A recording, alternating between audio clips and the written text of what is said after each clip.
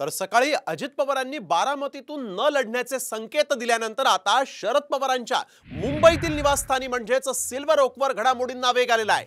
युगेंद्र पवार आणि सुप्रिया सुळे सिल्वर ओकवर पोहोचलेले आहेत। तिथं आता ते चर्चा करतील अशी ही माहिती समोर आलेली आहे। सिल्वर ओक या निवासस्थानी घडामोडींना वेग आलेला आहे, कारण युगेंद्र पवार बारामतीमधून निवडणूक लढणार अशी चर्चा होत असतानाच आता अजित पवारांनी या निवडणुकीतून जय पवार यांना संधी देऊ शकतो असं जे विधान केलं, त्यानंतर युगेंद्र पवार थेट सिल्वर ओकवर पोहोचलेले आहेत। सुप्रिया सुळे देखील सध्या सिल्वर ओकवर आहेत।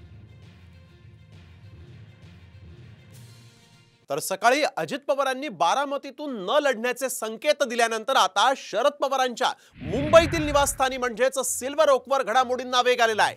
युगेंद्र पवार आणि सुप्रिया सुळे सिल्वर ओकवर पोहोचलेले आहेत। तिथं आता ते चर्चा करतील अशी ही माहिती समोर आलेली आहे। सिल्वर ओक या निवासस्थानी घडामोडींना वेग आलेला आहे, कारण युगेंद्र पवार बारामतीमधून निवडणूक लढणार अशी चर्चा होत असतानाच आता अजित पवारांनी या निवडणुकीतून जय पवार यांना संधी देऊ शकतो असं जे विधान केलं, त्यानंतर युगेंद्र पवार थेट सिल्वर ओकवर पोहोचलेले आहेत। सुप्रिया सुळे देखील सध्या सिल्वर ओकवर आहेत।